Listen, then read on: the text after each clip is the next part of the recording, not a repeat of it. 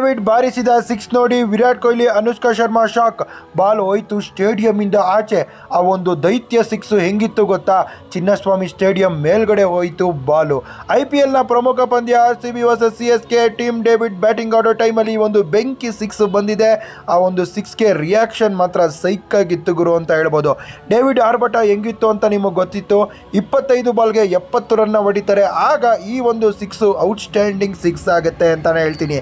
Team David ಅವರು strong ಆಗಿ ಆಡ್ತಾ ಇರ್ತಾರೆ. ಒಂದು ಶಾರ್ಟ್ ಬಾಲ್ನ ಹಾಕ್ತಾರೆ. ಆ ಒಂದು ಶಾರ್ಟ್ ಬಾಲ್ನ ಫುಲ್ ಹೊಡಿತಾರೆ. ಬಾಲು ಸ್ಟೇಡಿಯಮಿಂದ ಆಚೆ ಹೋಗುತ್ತೆ. ವಿರಾಟ್ ಕೊಹ್ಲಿ ಆಚೆ ಕಡೆ ಬಂದು ಶಾಕ್ ಆಗ್ತಾರೆ. ಅನುಷ್ಕಾ ಶರ್ಮಾ ಅವರ ರಿಯಾಕ್ಷನ್ನು ಕೂಡ ನೋಡ್ಬೋದು.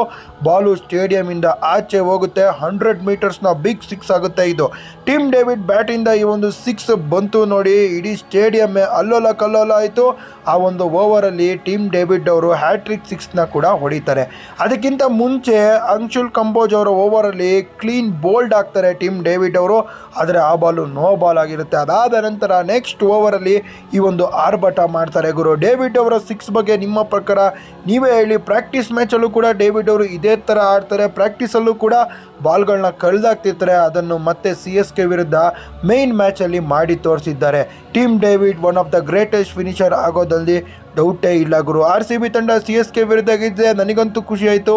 ನೀವು RCB ಅಭಿಮಾನಿ ಆದರೆ ಇವಾಗಲೇ ನಮ್ಮ ಪೇಜ್ನ ಸಬ್ಸ್ಕ್ರೈಬ್ ಮಾಡ್ಕೊಳ್ಳಿ, ಫಾಲೋ ಮಾಡ್ಕೊಳ್ಳಿ.